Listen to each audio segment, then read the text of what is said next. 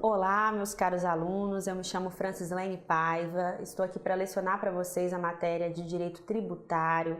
É uma satisfação estar aqui no curso das Altas Definições, um curso genuinamente capixaba e ajudando vocês a conquistar a tão sonhada aprovação no exame de ordem, que não é um bicho de sete cabeças como muita gente pensa.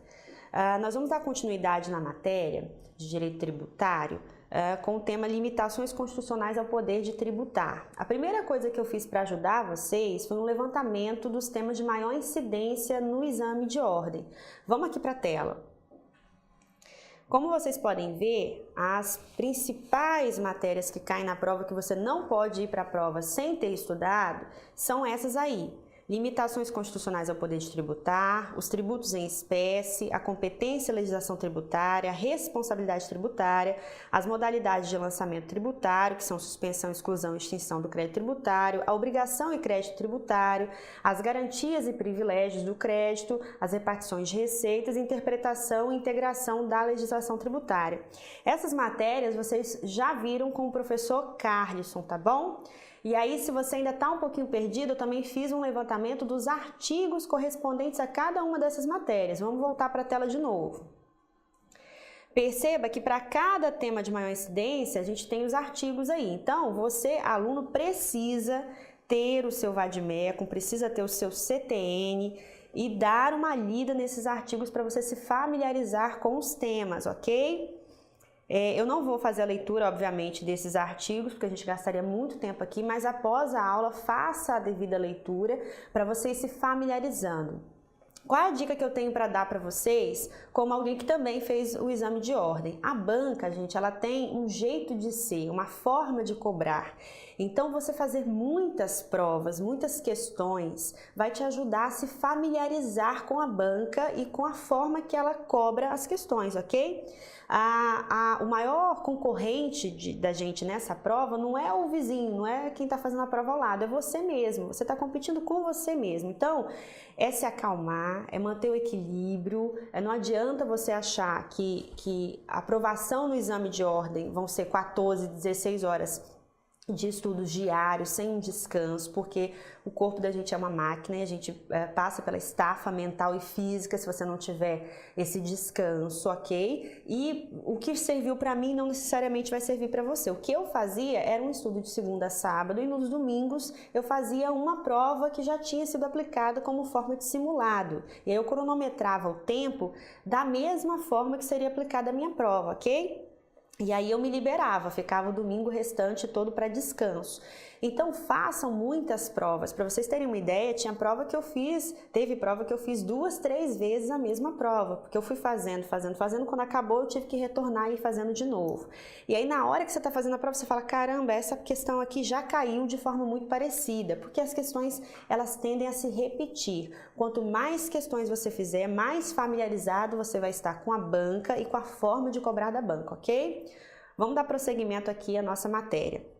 Nós vamos falar hoje sobre limitações constitucionais ao poder de tributar. Fran, o que é isso, afinal?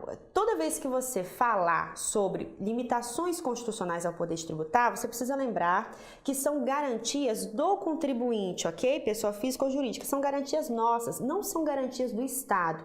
O Estado, seja a União, na pessoa da União, do município ou dos Estados membros mesmo, eles têm o poder de criar ou majorar tributos, ok? E nós temos que pagar esses tributos. Mas essa tributação ou majoração do tributo, criação ou majoração, ela não pode ser feita de qualquer maneira, de forma arbitrária. Imagina você, se o Estado, como já foi antes, pudesse, da noite para o dia, criar um tributo sem você ter um prazo limite para ser respeitado, um tempo mínimo para ser respeitado, ou, por exemplo, se fosse por qualquer tipo de ato normativo. Então, a Constituição, ela vem com garantias, com direitos que são nossos, do contribuinte, e que o Estado tem que cumprir, ou seja, ele tem o poder de criar o tributo, de instituir, de cobrar, mas ele deve respeitar regras. E essas regras, gente, elas são divididas em duas grandes categorias, que são, volta aqui para mim na tela, são os princípios constitucionais e as imunidades tributárias, ok? Os princípios constitucionais, gente, nada mais são, como a gente sabe em todos os ramos do direito, são aquelas ideias que inspiram todo o ramo daquela área específica. Então, toda regra que nós virmos em direito tributário, ela tem que estar em consonância, ela tem que respeitar os princípios tributários, ok? Vamos lá para a tela de novo? Para a gente falar sobre o primeiro princípio. Hoje nós vamos falar sobre os princípios tributários. Para uma próxima aula nós vamos falar sobre as imunidades tributárias, ok? Que são as duas grandes categorias de direitos, de garantias do contribuinte, ou seja, que são limitações constitucionais ao poder de tributar. Nós vamos falar hoje somente sobre princípios, ok? O primeiro princípio que a gente tem para dizer hoje é o princípio da legalidade. O que versa o princípio da legalidade? Que nenhum tributo ele pode ser criado ou majorado, senão em virtude de lei. Então, olha que bacana. Imagine você, se, por exemplo, qualquer resolução pudesse criar ou majorar um tributo. Qual a segurança jurídica que nós teríamos? Nenhuma. Então, a Constituição ela vem para dizer, olha, poder público, você pode instituir e majorar tributos, mas qual vai ser a ferramenta que você vai utilizar para isso? Lei em sentido estrito, tá bom, gente? Que é lei ordinária ou lei complementar. Não pode ser qualquer tipo de instrumento normativo, não. Tem que ser lei em sentido estrito. Isso nos dá uma garantia, porque tanto a lei ordinária quanto a lei complementar, ela exige um quórum, gente, existe votação, ok? Então, nos dá garantia isso. Vamos voltar de novo aqui para a tela. Olha um exemplo que eu coloquei aí para vocês. O IPTU, o IPVA, o ITR, eles são impostos que devem ser instituídos ou majorados por lei ordinária, que exige uma maioria simples. Enquanto o IGF, por exemplo, o Imposto sobre Grandes Fortunas, ele só pode ser instituído ou majorado por lei complementar, que exige uma maioria absoluta. E aí a gente entra em direito constitucional. Eu fiz uma tabelinha para vocês para facilitar a vida. Vamos lá na tela da tabelinha. Para você que tenha esquecido eventualmente, o que é maioria absoluta e o que é maioria simples? Qual a diferença entre lei complementar e lei ordinária? A lei complementar, vou dar um exemplo. Se naquela casa legislativa existem 113 parlamentares existentes, ok? São necessários o voto de 57 parlamentares para a gente ter aprovação de alguma matéria legislativa. Já na maioria simples, se há 87 parlamentares presentes, são necessários 44 parlamentares. Então, perceba que nos dois você precisa metade mais o primeiro número inteiro, ok? A diferença é que na maioria absoluta, nós falamos aqui sobre os parlamentares existentes, enquanto na maioria simples, nós falamos sobre os parlamentares presentes. É muito mais fácil, por óbvio, nós concluirmos que é muito mais fácil você aprovar uma lei, ou uma criação de um tributo ou majoração de um tributo através de uma maioria simples, ou seja, uma lei ordinária, aquela lei comum, do que numa lei complementar, que é uma maioria absoluta, ok? Existe um quórum qualificado na lei complementar. Por que eu fiz essa tabelinha para vocês? Para vocês entenderem o que é, voltarem lá e entenderem o que é lei complementar e lei ordinária. O tributo, gente, ele só pode ser instituído ou majorado através de lei complementar ou lei ordinária. Lembra o princípio da legalidade tributária, que é um princípio em sentido estrito, não é qualquer tipo de lei, é lei ordinária ou lei complementar. E, Fran, qual a maioria? A maioria dos tributos, eles são criados ou majorados através de qual instrumento? Através da lei ordinária, ok? E aí, nós vamos falar agora sobre a mitigação do princípio da legalidade, né? Como toda regra tem as suas exceções, em direito tributário não é diferente. A mitigação do princípio da legalidade tributária está naqueles impostos federais, que são 4 no total. Volta a tela aí para mim, para eu mostrar já para vocês. Que podem ser instituídos ou ter as suas alíquotas majoradas ou reduzidas por um ato do Poder Executivo, tá, gente? Em geral, é decreto presidencial ou uma portaria do Ministério da Fazenda. São esses 4 aí, o Imposto de Importação, o Imposto de Exportação, o IPI e o IOF. Ok, gente? Então, sempre que você falar em princípio da legalidade, Lembra que é aquela coisa de só pode ser instituído ou majorado tributo por meio de lei. Essa lei é lei ordinária ou complementar. Olha, mas eu tenho aquelas 4 exceções, que são impostos federais, II, IE, IOF e IPI, que podem ter as suas alíquotas majoradas ou reduzidas por meio de atos do Poder Executivo, ok? Mas o que justifica esses tributos, esses impostos poderem ser exceção, poderem ser majorados ou instituídos por um simples ato do Poder Executivo, que é muito mais rápido? Perceba que o que tem de comum nesses impostos é o seguinte: eles não são impostos meramente arrecadatórios, eles são impostos que servem para regular a economia. Então vamos dar um exemplo, volta a tela aí para mim. Vamos dar um exemplo, por exemplo, com o imposto de importação, que está escrito aí para vocês, ó, o II. Se o Estado ele quer fomentar a economia interna e fazer com que as pessoas comprem menos de fora e comprem mais aqui os produtos nacionais, o que o Estado vai fazer? Ele vai aumentar a alíquota do II, o imposto de importação. As pessoas, consequentemente, vão ser menos encorajadas ou desencorajadas a comprarem do exterior e vão comprar mais produtos aqui, nacionais, ok? Isso vai fomentar a economia interna. Isso também acontece com o imposto de exportação, mas de forma contrária, quando o Estado, o Brasil, ele quer fomentar a venda de produtos para o exterior. Então perceba que quando o Estado quer uma coisa ou outra, a depender do que ele quer, ele aumenta a alíquota daquele imposto ou ele reduz a alíquota daquele imposto. O IOF, por exemplo, a redução ou o aumento daquele imposto está muito relacionado à inflação, ao controle da inflação, ok? Então perceba que são impostos que tem a ver com controle de mercado, controle da economia. São impostos extrafiscais, nós chamamos, ok? Então, por conta disso, imagine se para aumentar um desses impostos, um desses 4 impostos, fosse preciso uma lei ordinária ou, pior ainda, uma lei complementar. Existe uma tramitação e essa tramitação exige um intervalo de tempo, uma certa demora nas casas legislativas para aprovação, aquele quórum qualificado ou não, ok? Então, a legislação, ela autorizou que esses 4 impostos da União, eles sejam exceções ao princípio da legalidade, na verdade, uma mitigação do princípio da legalidade, porque permitem, por medida provisória, terem as suas alíquotas alteradas. É claro que a medida provisória, ela tem força de lei, gente. E ela pode, e depois ela acaba se transformando em lei ou não. Então, existe até autor que diz que não é o caso de mitigação, exceção ao princípio da legalidade, tá bom? Para a prova, levem como uma exceção. Geralmente, a prova, gente, ela não vai cobrar o que é comum, ok? Você precisa ir para a prova sabendo o que é a regra geral, é claro, mas guardem com você principalmente as exceções. Porque pode constar lá na prova o seguinte, que o imposto de importação, o imposto de exportação, o IOF e o IPI atendem ao princípio da legalidade. Ele pode misturar entre a letra A, B, C, D, ele pode misturar questões, naturezas de tributos, dizendo, marque qual das alternativas são exceções ao princípio da legalidade, por exemplo, que podem ser instituídos ou majoradas as alíquotas por medida provisória. E aí você tem que saber quais são as exceções. É muito fácil memorizar, gente. São só impostos, ok? A gente não está falando aqui de taxas, por exemplo, de contribuições de melhoria. São só tributos de natureza imposto e são só aqueles que são federais, e são apenas esses 4 que nós citamos, ok? II, IE, IOF e IPI. Facinho de memorizar, ok?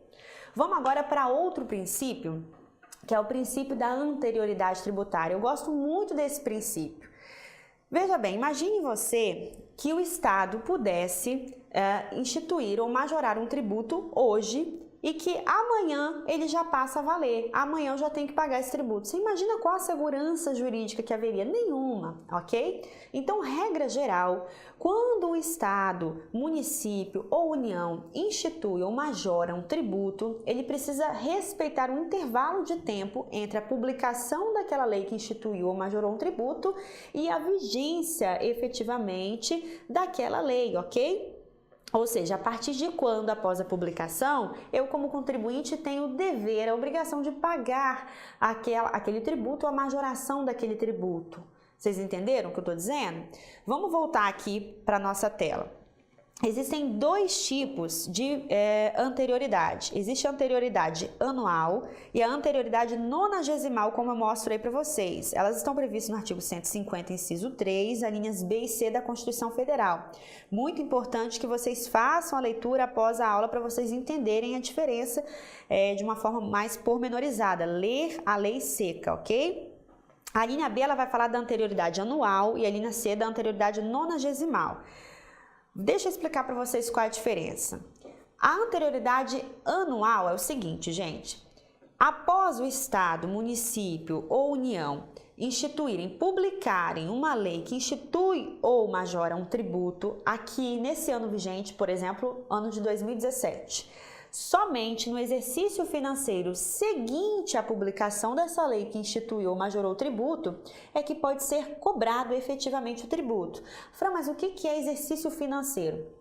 Considera o exercício financeiro o ano civil, ok? Isso que é um exercício financeiro, do dia 1º de janeiro até o dia 31 de dezembro desse ano, ok? Então, regra geral, se foi publicada uma lei, seja federal, estadual ou municipal, relativa a tributos, criação ou majoração, no exercício financeiro, ou seja, no ano de 2017, só vai passar a ter vigência, ou seja, eu só tenho obrigação de pagar esse tributo, essa majoração do tributo, ou seja, um aumento desse tributo, na alíquota desse tributo, somente a partir do exercício financeiro seguinte, ou seja, em tese, 1º de janeiro de 2018, ok?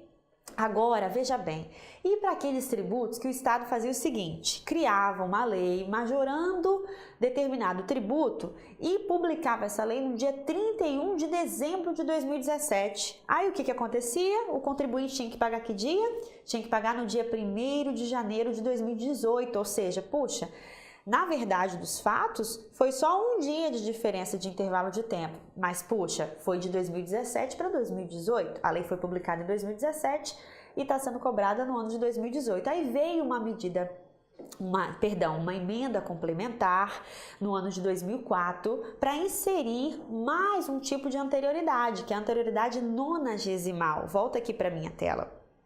Olha lá, a anterioridade nonagesimal diz o seguinte: é vedado cobrar tributos antes de decorridos 90 dias da data em que haja sido publicada a lei que os instituiu ou aumentou. Ou seja, além do Estado, União, município terem que respeitar a anterioridade anual, publico uma lei majorando um tributo ou criando, só posso cobrar no exercício financeiro seguinte ao da publicação dessa lei. Além disso, ele tem que obedecer também 90 dias, ok? Isso exatamente foi criado para quando essa lei é publicada lá no finalzinho do ano e o contribuinte não tem que pagar no dia seguinte, certo? Além do um ano, você tem que respeitar os 90 dias. Fran, como é que isso vai cair para mim na prova? É possível que se coloque uma questão. Tal lei X, por exemplo, foi publicada, majorando um tributo, foi publicado no dia tal do ano tal. A partir de quando vai ter vigência? Você vai colocar lá as opções para você. E aí eu vou te ensinar a fazer esse cálculo. Você vai calcular primeiro a anterioridade nonagesimal, depois primeiro a anterioridade anual, depois a nonagesimal e depois você vai somar as duas, ok? E vai ver qual é a mais benéfica para o contribuinte. Vamos fazer um exemplo? Volta lá para a tela. Vem aqui comigo, olha, uma lei que majorou um tributo no dia 15 de dezembro de 2017. Quando que vai incidir esse aumento? Olha lá, o primeiro passo que você vai fazer é projetar a incidência do tributo para o primeiro dia do exercício seguinte, aquele que tenha havido aumento do tributo. Então, volta. Se a lei ela foi publicada aqui, olha, no dia 15 de dezembro de 2017, o primeiro passo é você analisar a anterioridade anual. Sempre você vai fazer assim, tá? Então, esquece aqui, ó, a data que foi publicada e vem aqui só para o ano, ok? Se ela foi publicada no ano de 2017, significa dizer que em relação à anterioridade anual, só vai ser possível passar a cobrar aqui no ano de 2018, por óbvio, no dia 1º de janeiro de 2018. Qual é o segundo passo, professora? O segundo passo agora, vamos apagar aqui. O segundo passo é você projetar agora em relação à anterioridade nonagesimal, ok? Você vai voltar aqui na data da publicação da lei e vai fazer o cálculo da anterioridade nonagesimal.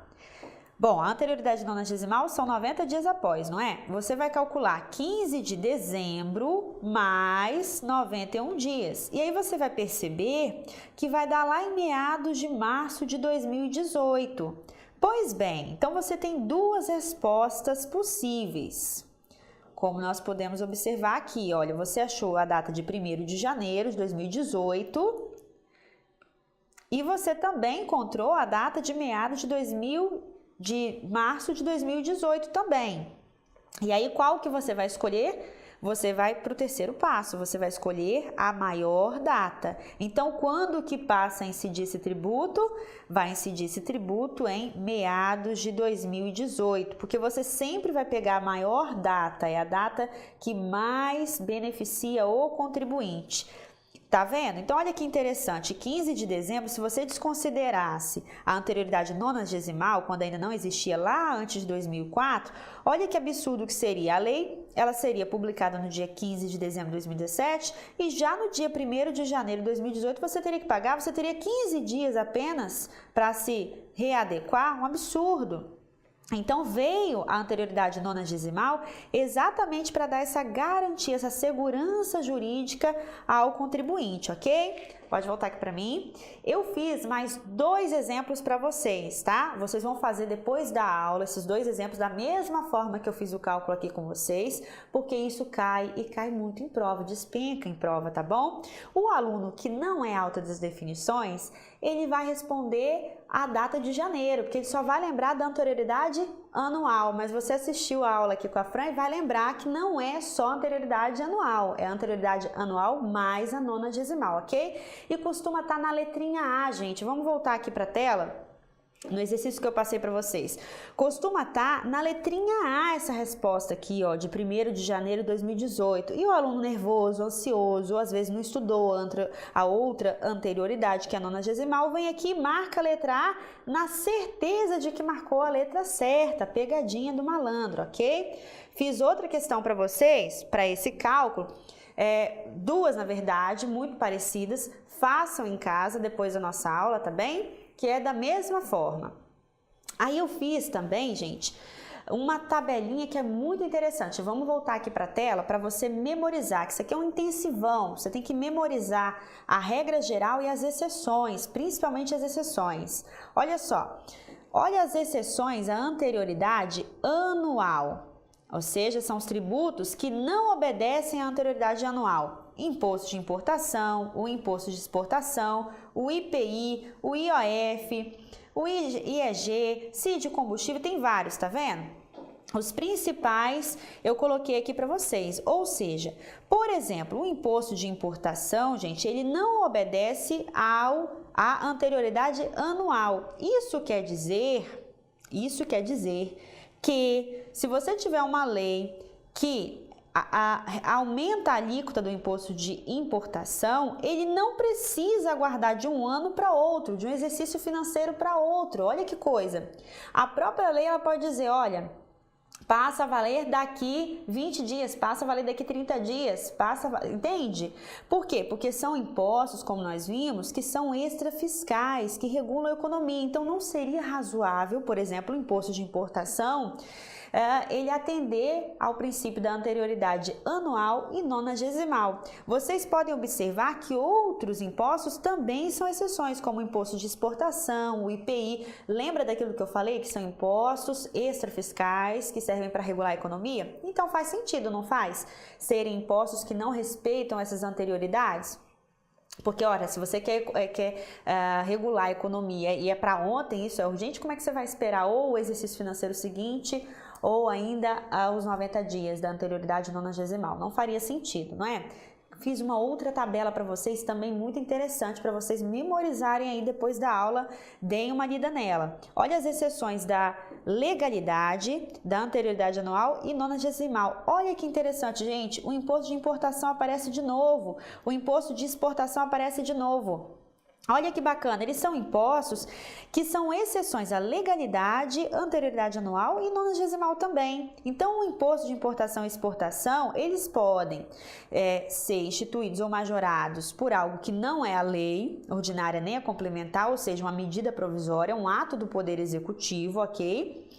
E, além disso, eles passam a viger, eles passam a valer no momento em que a própria lei prevê, ok? Claro que se não tiver previsão nenhuma, vai ser aquela vacatio legis, os 45 dias. E havendo previsão diferente, vai ser o que está previsto ali naquela lei ou naquele ato normativo, ok?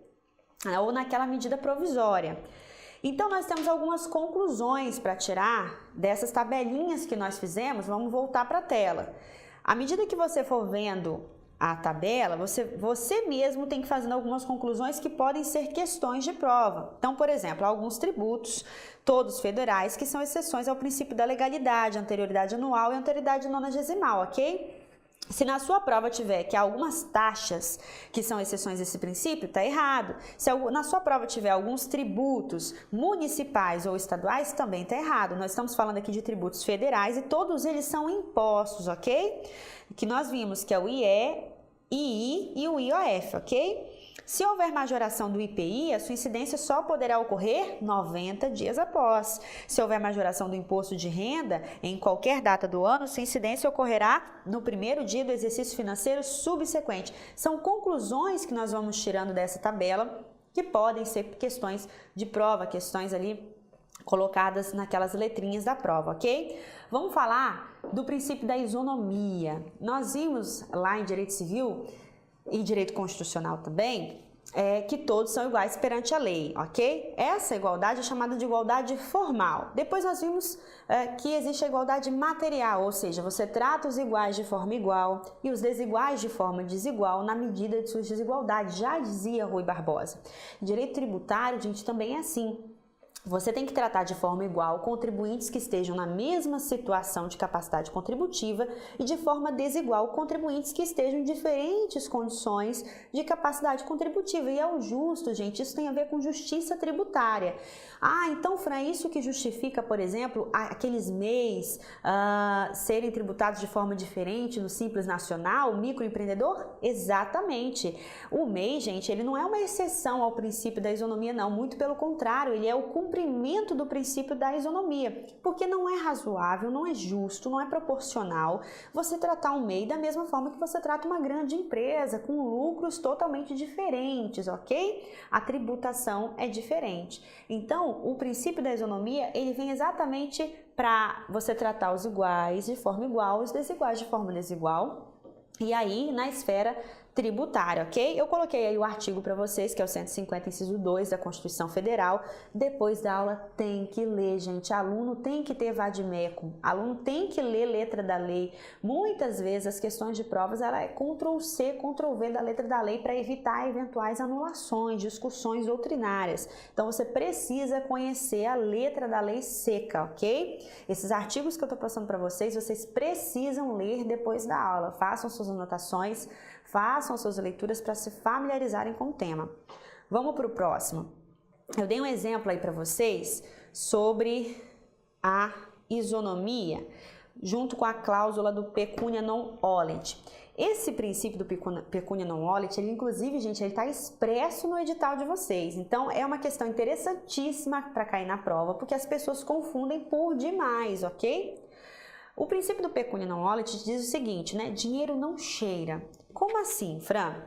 As pessoas, gente, elas têm que ser tratadas de forma igual, se são contribuintes que estão ali na mesma linha, né? Na mesma capacidade contributiva. Então, por exemplo, o imposto de renda para pessoas que estão na mesma capacidade contributiva, que auferiram patrimônio em nível igual, ele tem que ser cobrado dos dois, independente se a atividade de um deles é ilícita, por exemplo, porque dinheiro não cheira para direito tributário. Então, se você tem, por exemplo, alguém que conseguiu auferir renda, patrimônio, através de corrupção, através de prostituição, através de curandeirismo, através do câmbio negro, gente, para direito tributário isso não interessa. As devidas sanções cabem ao direito penal, mas o direito tributário ele não está interessado nisso. Se foi atingido, se foi alcançado, se foi realizado o fato gerador, qual o fato gerador do imposto de renda? Auferir patrimônio. Se foi auferido patrimônio, foi realizado o fato gerador. Nada mais interessa para direito tributário. Então, aquela pessoa, aquele contribuinte, vai ser devidamente tributado, tem que pagar devidamente o tributo. Gente, é muito justo o princípio do pecúnia non olet, ou seja, o dinheiro não cheira, não interessa se provém de atividade lícita ou não. Por que é interessante? Porque você imagine só, seria um incentivo para quem trabalha nos desvios da lei de forma irregular, de forma ilegal. Por exemplo, a pessoa dizer, olha, não posso pagar imposto de renda porque meu patrimônio ele advém do jogo proibido. O que eu trabalho é com jogo proibido, então seria um incentivo, né, para essa pessoa, em detrimento daquela pessoa que aufere a renda na legalidade, dentro dos limites da lei certinho, tá bom? Então, esse princípio é muito importante para vocês, questão potencial de prova. Para o direito tributário, o dinheiro não cheira, não interessa se a atividade é lícita ou não. Se foi alcançado o fato gerador, deve ser tributada a pessoa, tá bom? Fato gerador, não interessa se é atividade ilícita ou não. Fato gerador, ok? Ele incide inclusive na atividade ilícita, ok? Vamos para o princípio da vedação ao confisco. O tributo, gente, ele não pode ser aplicado pelo Estado com efeito confiscatório. Eu vou dar um exemplo bem rápido aqui para vocês de um caso que eu tive. Um contribuinte eu vou dar aqui exemplos de números quaisquer para vocês, tá? Exemplos aleatórios. Ele devia R$100 mil de tributo ICMS. O fisco foi lá, fez a limpa, né, a fiscalização como deve ser feita e aplicou um auto de infração multando esse contribuinte no valor de R$300 mil. Então, vocês percebam, não existe nenhuma razoabilidade numa multa que é 3 vezes o valor do próprio tributo. É claro que não podia ser uma multa ali de R$5 mil, que não ia nem fazer cosquinha em alguém que deve R$100 mil. Ok, a multa ela tem um caráter de sanção, de punidade. Você está punindo aquele indivíduo, de punição, é o caráter da multa, o indivíduo que não pagou o tributo, ele tem que ser punido, ok, mas o tributo ele não pode ser, nem o tributo nem a multa, ter caráter confiscatório, ou seja, ultrapassar a capacidade contributiva. Certamente aquele contribuinte ia fechar as portas se tivesse que pagar os R$100 mil mais os 300 de multa, R$400 mil. Nós ingressamos com uma ação, é claro, né, alegando que o princípio da vedação do tributo com efeito confiscatório, que era o que estava sendo aplicado. O STF, inclusive, já tem entendimento pacificado sobre isso. A multa ela só pode ser até o limite do valor do próprio tributo devido. Então, só poderia ser aplicado pelo fisco uma multa no valor do próprio tributo devido, que seria 100 mil. Deve 100 mil, uma multa de até mais 100 mil, 200 mil. Aí sim estaria dentro da razoabilidade, tá? E é claro que o pedido já em sede de liminar foi aceito por um juiz muito responsável que atendeu o pedido. Por quê? Porque realmente, gente, o poder do Estado ele não pode ser arbitrário. O Estado não pode fazer a seu bel prazer. O Estado também está sob o comando da lei, tá? Ele também tem que obedecer. São garantias, lembra que eu falei para vocês, os princípios tributários são garantias do contribuinte. O Estado ele tem o poder de tributar, de cobrar o tributo, de instituir, mas respeitando limites previstos na Constituição, que são as limitações ao poder de tributar, ok? Nós vimos hoje, gente, rapidamente alguns dos princípios. Vamos voltar aqui para a tela. Os princípios são esses aí. Nós vimos hoje até o princípio da vedação ao confisco. Na próxima aula nós vamos ver mais esses 4 princípios e as imunidades tributárias, ok? Eu espero que vocês tenham gostado da aula. A gente está à disposição para ajudar vocês. Vai ser uma etapa que vocês vão passar por ela, vão ver que é mais uma prova só, não é o que define a nossa vida. Vocês vão passar por essa etapa com tranquilidade, mantenham a calma, tenham uma quantidade de horas por dia para estudar e no mais a gente está aí. Até a próxima aula.